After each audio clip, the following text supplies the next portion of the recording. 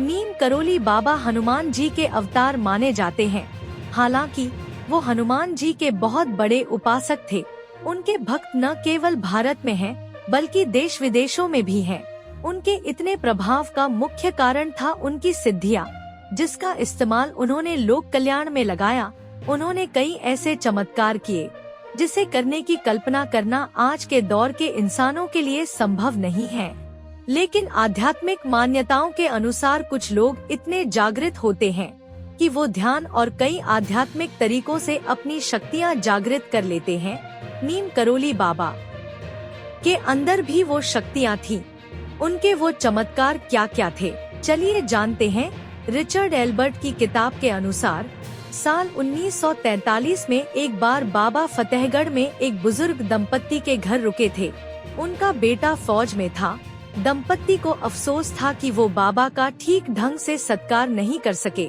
उन्होंने रात में बाबा को एक कंबल दी, जिसे ओढ़कर बाबा चारपाई पर सो गए, लेकिन वो रात भर कराहते रहे। सुबह उठकर उन्होंने उस कंबल की एक गठरी बनाई और दंपत्ति को उसे नदी में प्रवाहित कर देने को कहा। उन्होंने उसे कंबल खोलकर देखने से मना किया और यह भी कहा कि चिंता मत करना, आपका बेटा महीने भर में सुरक्षित घर लौट आएगा।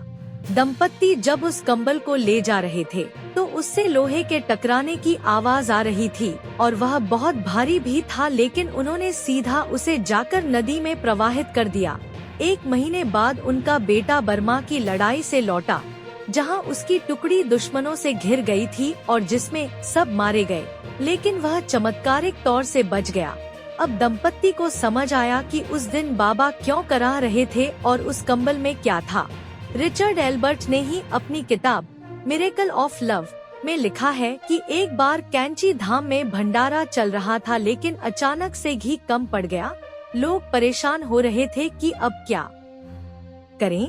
जब बाबा को यह बात चली तो उन्होंने उन्हें पास ही स्थित शिप्रा नदी से घी के कनस्तर में पानी भरकर लाने को कहा। लोगों को समझ नहीं आ रहा था को बाबा ऐसा क्यों कह रहे हैं और इसका घी से क्या संबंध है, लेकिन उन्होंने वही किया जो बाबा ने कहा।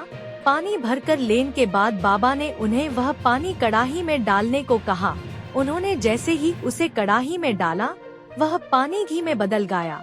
सब बाबा का यह चमत्कार देखकर हैरान रह गए। एक दूसरी घटना के अनुसार एक बार बाबा अपने जन्म स्थल फर्रुखाबाद गए थे।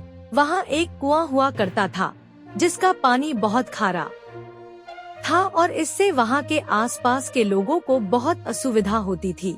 लोग नीम करोली बाबा के पास अपनी परेशानी लेकर पहुँचे। कहते हैं कि बाबा ने खारे जल से भरे उस कुएं के पानी को पीने योग्य बनाया दिया था। नीम करोली बाबा का यह चटकार तो बेहद अद्भुत था। हनुमानगढ़ी के मंदिर का निर्माण कार्य चल रहा था और तभी तेज बारिश होने लगी। इससे मंदिर का काम रुक गया।